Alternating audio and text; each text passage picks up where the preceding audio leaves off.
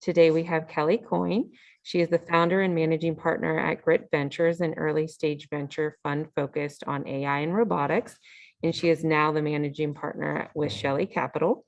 Having grown multiple startups from conception to over 100 million valuations, she is a leading go-to-market expert. After earning her MBA from Oxford University, Kelly served at the helm of several early stage hardware companies, Lilly, Mimosa, Candle, and advised many others. Kelly has broad technology experience, but specializes in guiding robotics, AI, AR, VR, and computer vision companies from concept to launch. She has tremendous experience managing successful betas, developing use cases, connecting products to the right customers, and leading successful product launches.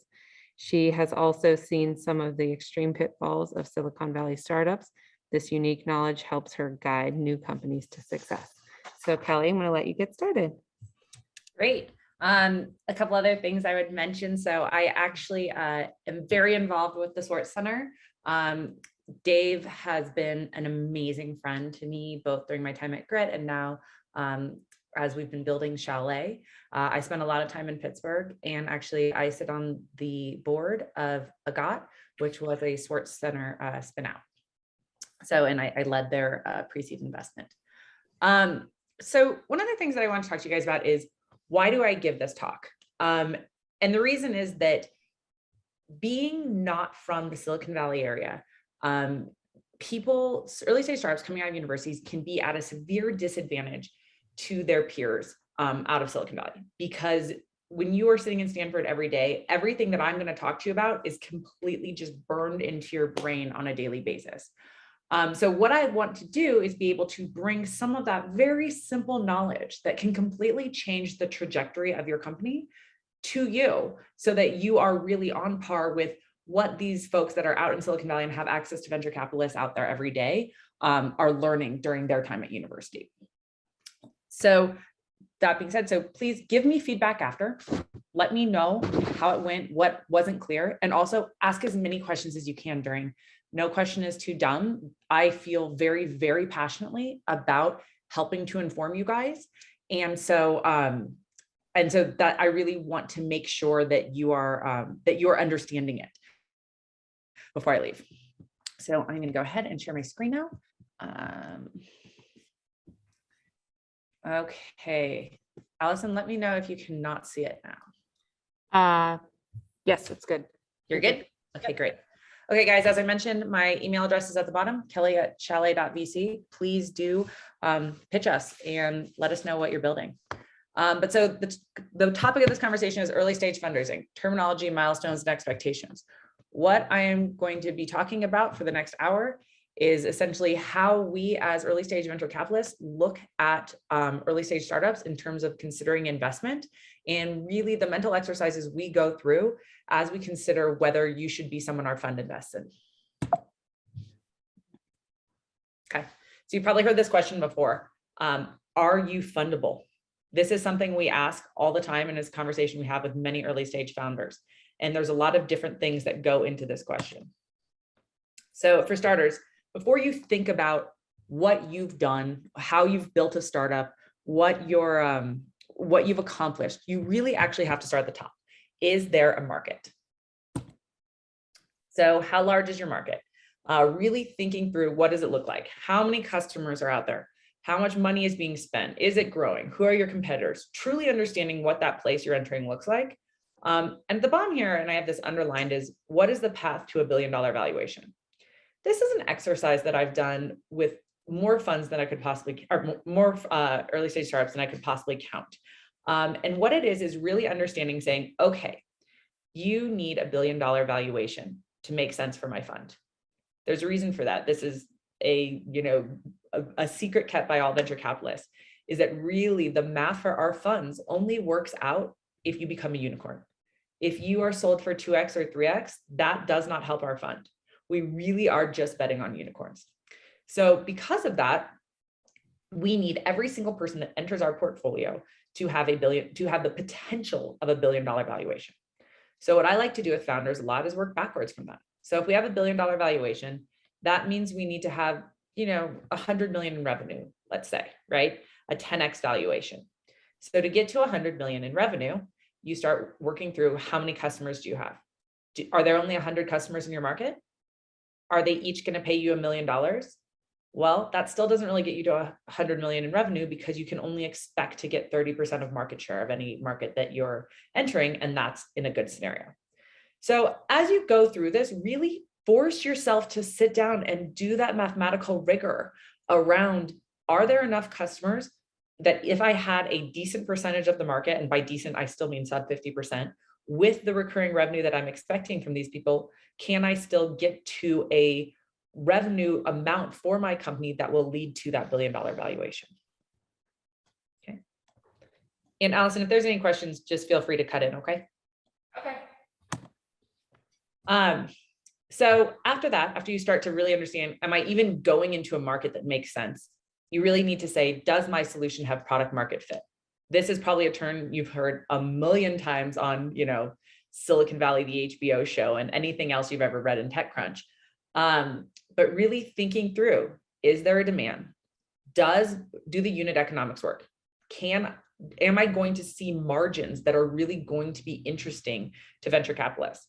And those margins are different based on software versus hardware, based on what you're in, based on your industry. There's a lot of different things, but you need to really understand them and certainly not have a negative margin. Are you differentiated, right? Are you actually bringing anything that will change the way people think about their buying process? And are you able to scale? So if the product that you're bringing to market is really just, hey, I'm a rock star who does a great job drawing caricatures. Well, I'm not sure you drawing caricatures really scales, right? It's just you doing one thing. So really thinking about, how do we become that massive company? Because every time you are looking for funding from a venture capitalist, we are trying to think about, how could you become a $1 billion company?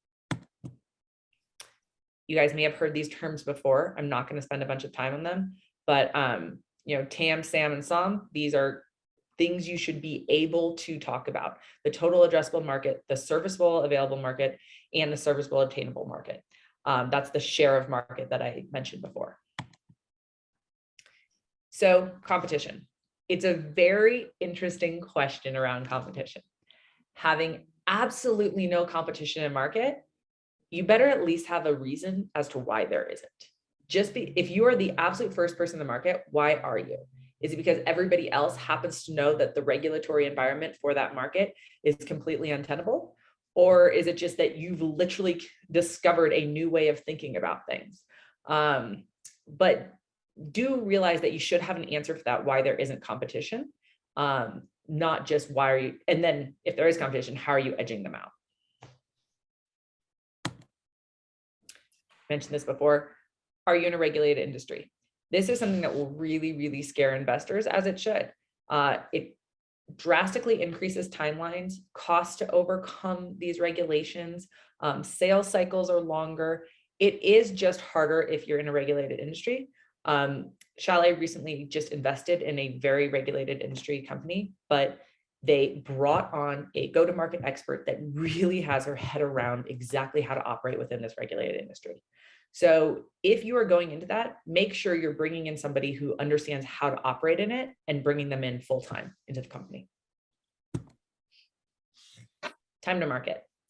So this is something that you've also probably heard many times about, what does it actually take to get to market? A lot of the questions that people are going to come up with is, what is your CapEx? How long is it going to take you to actually build the product? What is the sales cycle for different, whatever your industry is? Healthcare, for instance, is a 2-year sales cycle. So you really need to be saying, by the time you are raising your pre-seed round, hey, we're already in conversations and we're starting to get placed into the budget for the upcoming sales cycle 2 years from now.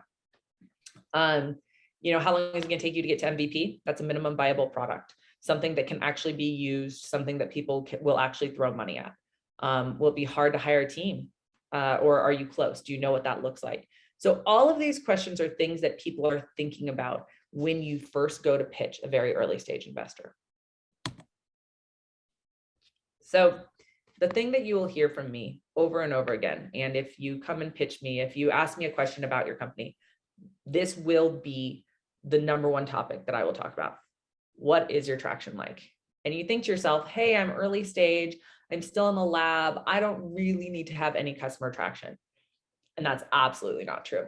At the very least, you need to have customer validation. You need to have people that you're talking to, people that have already said, we are very interested in buying this product. I'm going to go into this a little bit more, but you need to understand, we all kind of grew up in a world where, or maybe just I did, maybe I'm showing my age, but in the 90s, when the first round of startups were coming to fruition, IP was what was most important. And the fact, do you have something that is patentable? Are those patents done? Are they defensible? That is not the world anymore. Particularly with the dawning of artificial intelligence, we've really seen that there is always another way to crack the nut. And so IP is not something that you can just stake your entire company on anymore. And in fact, even if you were to go to a fire sale, it won't necessarily be worth enough to even pay back your investors. So today, go-to-market traction is king. This is the most important thing that you can have when going out fundraising. And I will say this until I'm blue in the face. This literally is what you should be focused on from the first moment you start thinking about a company until you sell, is what is your go-to-market traction. So I like to think about go-to-market to make it a little easier in two key components. There's of course a lot of other things, but it's easiest to break it down into these two key components. One is customer traction, right? That's getting a pilot or a paid pilot. And the other one is the MVP and beta, your working prototype. So in order to get to that traction, you have to have a working prototype or working product that you're able to put into the market that is tested against customer desires, and then also traction in the form of a pilot. So I'm going to talk about the pilot program first. So obviously the first thing that everybody asks me is, well, how do I even find a pilot program? You actually can't really do this on your own in-house, brute force it. You start off by really trying to understand your market, understanding who would be buying in that market and finding contacts. This can be done by going to websites of smaller companies and understanding, what does their org chart look like, going to LinkedIn and searching by companies that are within your target list, as well as certain titles, and then really finding their emails and writing to them. Emails can be found. I use rocketreach.co. That's my favorite email sourcing tool. It's like $50 a month or something. But then you can also just guess, which actually works fairly well. When you're talking to these people, what I say to open a conversation with someone is say, always be looking for an expert. Always be looking to use their expertise, to ask them to lend their expertise, to advise you, to tell you if you're on the right path. Everyone wants to be considered an expert in what they spend most of their day doing.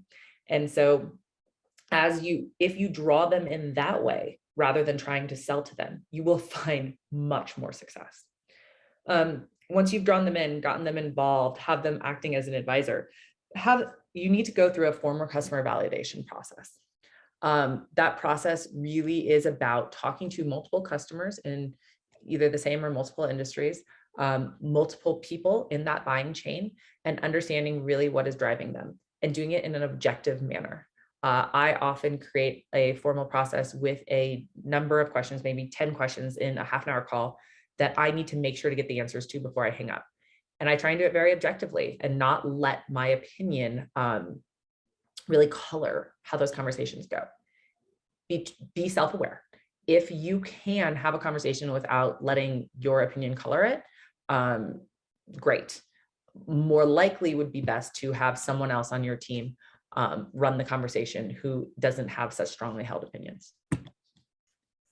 Once you have found your pilot, you've worked through the customer validation process, you've talked to these people, you've found people that actually want to try and do a pilot with you. Do not just say, great, let's do a pilot and see how it goes. That is how everyone gets caught in what I like to call pilot hell.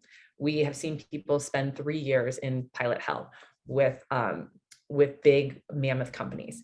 But actually using this system that I do here, we were actually able to have one of my portfolio companies roll over a Fortune 5 company from pilot to 2-year contract in less than 30 days. So what you start by doing is when you're negotiating the pilot, you identify metrics that are extremely important to the customer. And these metrics should probably be 2 to 3 maximum. And they should be things, let's say that you are a caricature drawing company. And what they want to say is, we want to be able to know that we want you to be able to hit 10 caricatures per hour. And we want the caricatures to be able to be drawn in less than 3 minutes each, whatever. You have those metrics and you bake them into the contract. And then within the contract, you have an automatic rollover once those metrics are met. So as soon as those metrics are met, immediately they move to a multi-year contract, maybe a 1-year contract, doesn't really matter, with predetermined pricing.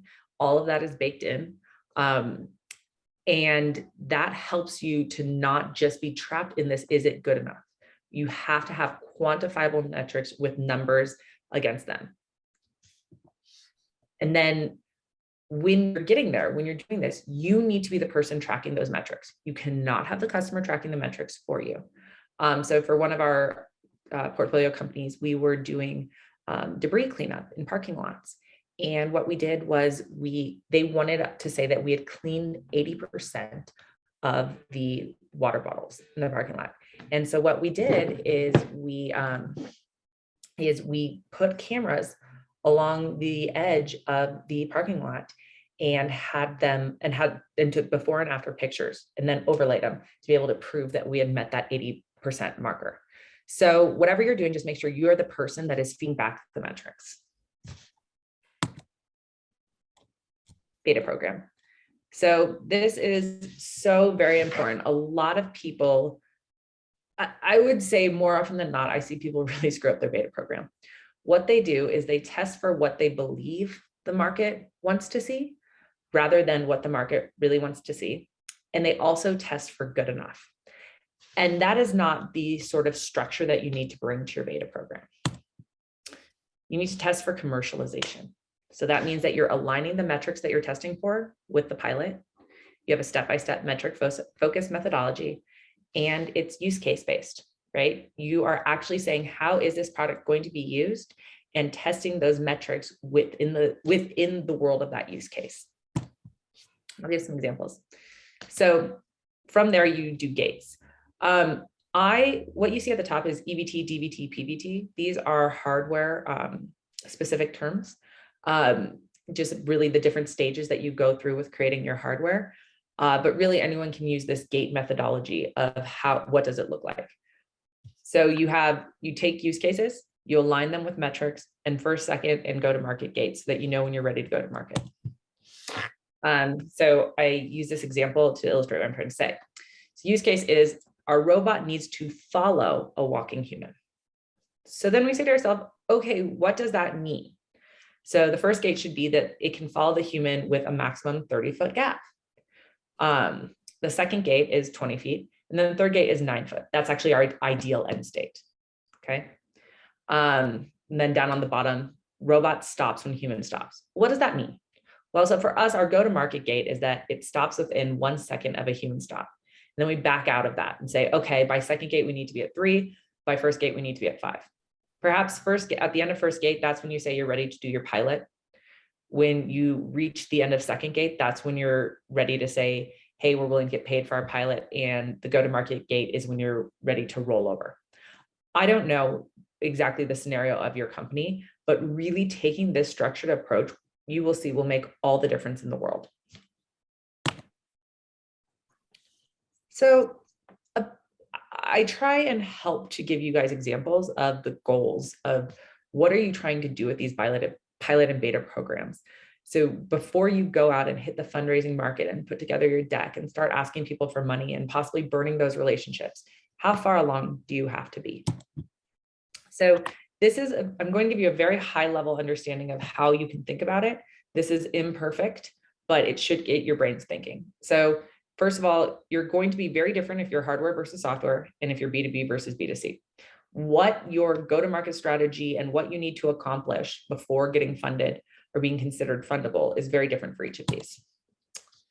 So first off, for the MVP, if you are in your minimum viable product, if you are in a world of B2B, business to business, in order for us to say that your MVP is valid, you need to have a product market fit with collaborative customer conversations, validation, and contract metrics that you've all agreed to. For B2C, you need to have product market fit based on the digital landscape, customer acquisition cost testing. You really have to have a belief that, hey, I have proof people are going to pay for this. And that's really something that you're going to need to be able to see before you can get to that first round of funding. For hardware versus software in your beta testing, I cannot be more clear about this. I know a lot of people out of Carnegie Mellon are in hardware, and honestly, that's what I specialize in as well. The beta testing required to get a hardware out into the market, in particular, if it's a B2C, it has to have such a higher level of rigor, largely because it can be dangerous, particularly if you're pushing a robot out into the world in a B2B or B2C place. With software, you are much more able to iterate with your customer, for your customers, and really have different stages and phases that you release. For traction, with hardware, because there are these hardware iteration cycles, obviously you're not, for a B2C, for instance, you're not going to be pushing out a piece of hardware and testing it and seeing how it works with the customers. Whereas with B2C software, you're really going to need to have actual user data, daily average users, customer acquisition costs, all of these different things. So while hardware has a longer ramp, is harder, and you have to be more careful, actually the bar is a little lower in terms of how much user behavior do you have to show people very early on. B2B versus B2C. Of course, I'm sure I'm not telling you guys anything that you don't know here, but really it's all about signed contracts and ARR. That's all we're looking for B2B. That's what we care about. Those LOIs, pilots, really, but conversations and funnels aren't that interesting to us. For B2C, you need actual paid or prepaid users, MRR, customer acquisition cost. Back in the day, and by back in the day, I mean probably 5-6 years ago, it was enough to have a list of people that were saying that they gave you their email address and that they wanted to buy your consumer product.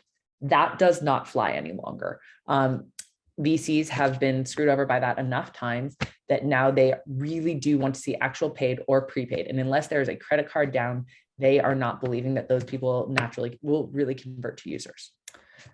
If you do just have a bunch of emails on your list, realize that a small number of them will convert. So if you are going to say, hey, listen, I have a list of 1,000 people and I believe 100 of them will convert, that's something that we're more likely to think is a reasonable thought process. But if you have a list of 1,000 people and you're expecting 900 to convert, that's simply not going to happen. All right, so once you have all these pieces together and you feel like you're really ready to go to market and start getting funding, you have several different options. Okay, so you can do bootstrapping, debt, or equity.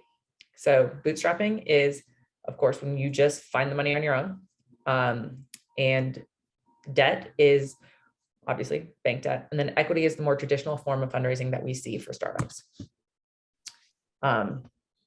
One thing to really understand is, why do VCs invest? And I think this is something I touched on earlier, is this idea of we're looking for a unicorn. That is how we pay back our fund. So when we think about investing, we are anticipating a case where you can turn into $1 billion company. That is for early stage. Really, people in early stage are looking for a 25x return. So whatever your valuation is, they're looking for a 25x return. Often based on their model, they're usually looking for specific things like 8% ownership, which usually comes in around 10%. But realize when you're talking to people and you think that, hey, it doesn't make a difference if I increase my valuation by $1 million here or there, it does for their modeling. And so when people are pushing back on you, there's generally a reason. So types of equity investment. So this is kind of, if you take away anything from this other than, get your act together and get some traction, definitely this slide is something that you should use frequently.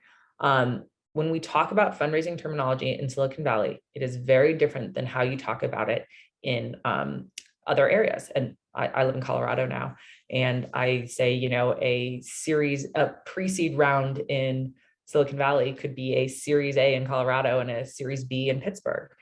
But if you do not adhere to this terminology, you will find it very difficult to continue to raise in later rounds. People really do get anxious about those different terms.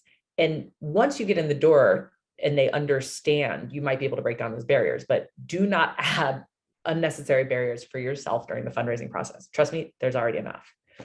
So angels, incubators, and grants, this is, can also be considered a family and friends round, which I actually abhor that term, because I don't think that's how we should look at the world, is assuming that the only successful entrepreneurs are people who have family and friends that can support them in that way financially. So we'll consider this the angel, incubator, and grants round. It's usually about 250 to 750K, valuations under 5 million. You have a little customer validation, meaning you've had conversations and you have a plan for the tech. You know how long it's going to take. You understand when you're going to be able to be showing prototypes. Pre-seed round, and just for full transparency, that's generally what I specialize in. The round size is 1 to 2 million. Honestly, it ends up about 1.5 million 90% of the time. Valuation is under 10 million. That's a pre-money valuation versus post-money. So maybe you do a $8 million pre-money valuation and $2 million round coming in at 10 million for your full valuation. At that point, I'm expecting to see a prototype at least, and that you've secured or are in the process of securing some form of pilot. The seed round is next. This is your go-to-market round. Okay, so what you need to have done is you have to have built that prototype, done that pilot, and now you're really ready to say, hey, we think we can get in a couple customers, do multiple pilots that we are reasonably sure are going to all convert to customer because of what we've seen before. You have to have booked ARR. I capitalize that for a reason. $500K to $1 million is what you probably want to see in the seed round to really get a great valuation and to have it close quickly. And then lastly, Series A. This is your scale round. Things just go bananas in the Series A. But yes, the round size, I say it's between 8 to 20 million. That's probably snuck up to more 10 to 20 million nowadays. But we want to see about 2 million in actual revenue. Actual ARR booked. It doesn't have to be hitting your, or sorry, this has to be actual ARR, not just booked. We need to be seeing money hitting your bank account. We need to see it from multiple customers. You can't just come in and say, well, we have this one customer who absolutely loves us. That's not really going to be enough. We need to understand that you are able to scale within a market and don't just have somebody that happens to love your company. When we think about venture capital and corporate investing, generally it's that pre-seed to Series A is when you'll see that initial entrance by those players. I think I talked about this a bit before, that B2B versus B2C, we think differently about the time and the traction. Investors are going to have priorities, and they are going to tend to invest more heavily in specific stages. So all investors are not created equally. And when we think about constructing our fund, we actually have very specific buckets of how we push out our money. So for instance, in a 30 company fund, we might consider that we're going to do 5 Series A and 20 seed and 7 pre-seed. And so fitting into those, and when we say those, we generally mean those round sizes that I showed you before. And then knowing that we fit into those with those ownership percentages, with those valuation targets, there's a lot of math going on our side to see if you fit. And so don't get discouraged if an investor isn't right for you. Oftentimes, you just aren't fitting into what's happening with their fund right now. Something to also be aware of is knowing that you do take in dilution every time you have equity investing. Usually, as you think about how you're going to be diluted, assume about a 20% dilution each round. And from there, people do tend to do bridge rounds when necessary, which means, hey, my last round was 5 million. My next round is going to be 15. I'm going to take in 3 right now to get me to the annual recurring revenue that I need to really have a blowout Series A. So as you're identifying your investors, something to really realize is there are very different types of money. Trying to understand the value add of an investor is a great thing. We talked about smart versus dumb money a lot, and really just this idea of, some people are just a check, and some people are going to take a board seat and really spend a ton of time with you. And you'll get to know that just from the conversations that you have, but don't be afraid to ask questions. This is about finding somebody that you work well with. Obviously, don't be aggressive or rude, but trying to understand if you guys are going to work well together and if you can each find value from each other is a completely worthwhile exercise. There are lead versus follow investors. Lead investors will come in, they will set the terms, they will put down a term sheet, and they will take probably somewhere between 30 to 50% of your round, if not more. Follow-on investors don't ever do that for the most part. They will come in, and once the terms have been set, they will put in a 10% or less check for your round. Again, these are different types of investors. And so if somebody says to you, hey, yeah, I'm not going to be leading, I don't lead rounds, that's fine. You still are going to need them to fill out the round after your lead investor comes in, and you should be building those relationships regardless. Do not think lead investors are the only people worth building relationships with. Familiarize yourself with these terms: safe convertible notes, priced rounds. They really will change what the conversation is, how quickly you can close a round. And the difference between thinking about valuations versus caps. So try and do some research on this before you hit the market and decide which direction you think you're going. So I said that I would touch on this before. So how do investors look at traction? And I mentioned this before, that it used to be that in the Series A, people would come in and they would say, wow, we have 4 IP solutions. Which one is best? Okay, I'm going to pick one and hope one wins. And that was pretty much how it worked. Now it's very different. There's, we have open source, we have knowledge sharing. We have people that all have kind of fairly good and interesting tech solutions. And we wait to see who gets traction before we make our investment. And that's really the way that the world has shifted. So again, I mentioned asking investor questions. Really always take the time to get to know them, get to know what they're interested in investing in, what it takes for them to be able to invest. Some people can't invest without a 10% ownership, right? So when you know they can't invest without 10% ownership, you should be able to very quickly do a calculation about, oh, wow, is my valuation, the check size I'm asking them for, anywhere in the realm of what they're trying to do? Have those conversations, learn about them, just to save yourself some time and heartache. So this is a lot of people like, oh, I'm a $15 million valuation. Maybe, but honestly, there's a lot that needs to come together before you get to that $15 million valuation, right? You're not sitting there at an idea and prototype stage and having 15 million. You need to have your beta, your pilot, your business model put together, your go-to-market strategy. You have customers signed. You understand what your messaging and channel strategy and partnerships are. There's a ton of work that needs to be done, and you really do need to look like a grown-up company before you get that $15 million valuation. And quite frankly, that $15 million valuation is probably coming for your seed round, not your Series A or Series B. It is your seed round probably when you're in that area. This is a slide I threw in here. You guys can review at your leisure. It's just an example of what does doing diligence look like. So when you hear that word and have no idea what it means, what's going on behind the scenes. So everything from, people are generally, talking to you and then going back to their partnership. One tip I would give you is partner meetings usually happen on Monday afternoons. So make sure to work within that cycle. Meaning if somebody asks you Friday morning to get them something, don't get it to them Tuesday morning. Get it to them Monday morning so that then they can talk about it in their partner meeting that afternoon. Otherwise, you're going to lose a whole week before they go back to their partner meeting. So definitely try and work within those cycles. In smaller companies, that's less of an important thing, but particularly in bigger companies, you really do need to work within those cycles. And I think that this is my last slide, but it's something that I really do like to talk to technical founders about in particular, is you need to think about what your role is in the company going forward.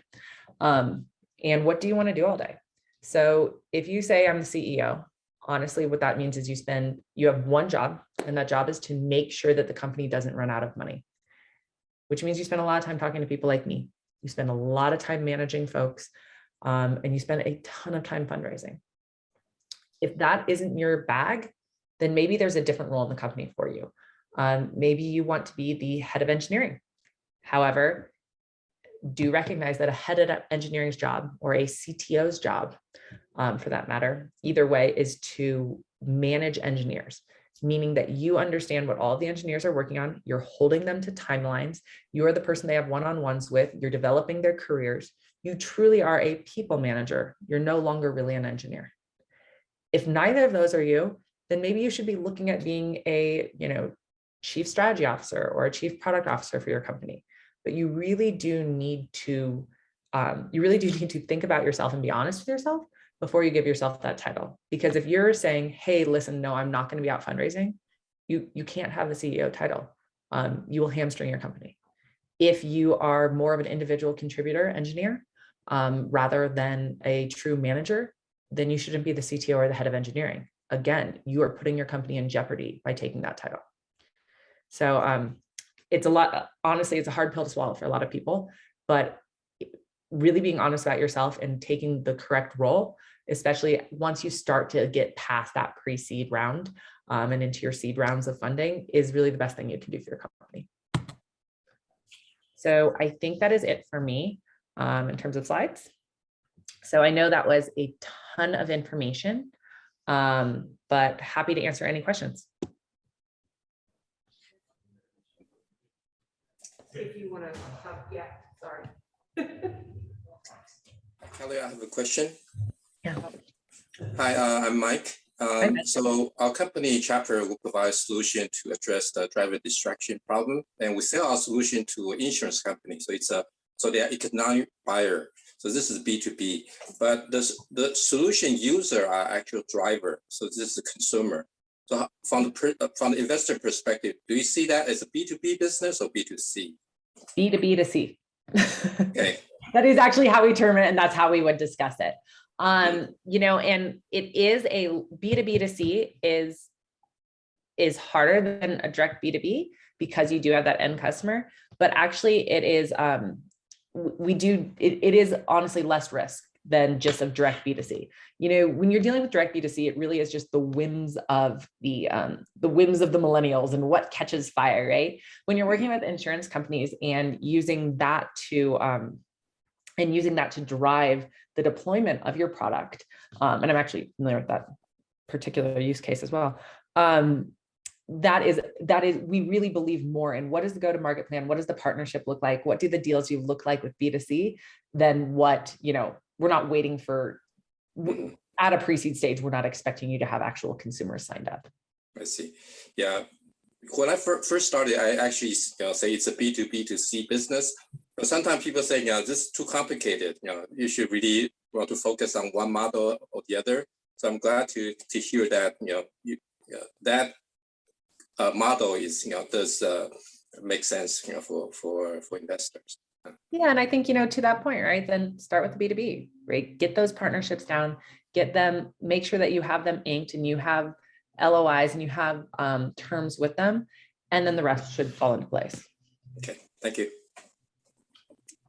Hello, I'm not muted, right? No, you're good. Okay, so I had two questions. So you said you're two different types of investors, lead and follow. I was wondering what type of investor you are in that Chalet. And my other question is, so one of the products my company is doing is trying to do a new type of cryptocurrency mining. So there's no real customer. We're literally printing money. So what type of business should we pitch ourselves as? So a couple different things. Yeah. Number one, so at Chalet, we generally are lead investors, but there are many circumstances in very early stage companies where we put in very small checks. To be fair, sometimes those small checks are still a meaningful amount of the round. But we tend to be lead investors. We take board seats and lead rounds, right? Term sheets. Mm-hmm. For you, so a couple different things. Number one, don't worry about billing yourself. And if you're B2B or B2C, most people have an understanding of cryptocurrency, and they'll know what you're getting at. There are also a number of cryptocurrency firms that have come out in recent years that specifically specialize in cryptocurrency only investments. Okay. Definitely the place you should be starting. Okay. I guess I just trying to figure out what sort of traction we need before we even start introducing ourselves. Yeah. So, I mean, for a cryptocurrency firm, what I would say is having initial conversations. The best thing that you can do if you're not sure, you're like, I'm in this unique industry. I'm not sure how much traction I need to have. Start conversations with investors before you start fundraising. That's the easiest conversation to have. And ask them upfront, what are you looking for from me when I come asking you for money? Right? What is the traction you want to see? And they will very oftentimes tell you. Okay. And if they don't tell you, it's because they're not sure. Cool. Thank you so much. Yeah.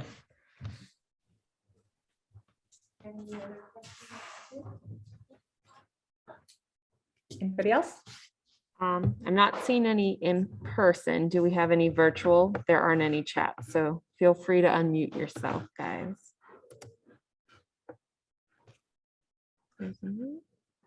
Otherwise, I think you guys have my email, and I'm sure Allison will send it out after. I am very happy to answer questions, and please, please send us pitches. We want to hear from you. Yeah. All right. If there aren't I any, have another question, if you don't mind. Yeah. So yes, Mike again.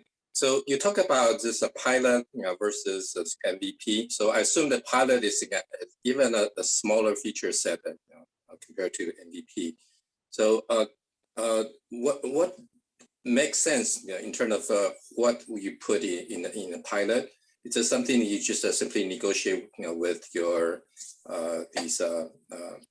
your customer? So an MVP is, it's your minimum viable product. It's a product that you think, hey, I've gotten to a point that I actually have something working. With robots, it is something that is doing that, you can actually get it to move around and kind of do what you're trying to see. In software, it's past wireframes, of course. But the pilot, that is really, you should consider a pilot, that's actually a customer relationship. The only difference between a pilot and a true customer, you're already in market relationship, is you have a little bit of ability to learn. That's it. Oh, so your product should probably be about 10% from where it's going to be in the final iteration when you start that pilot. Mm-hmm. Okay, that's a good rule of thumb. Okay, thank you. Anything else? anybody else?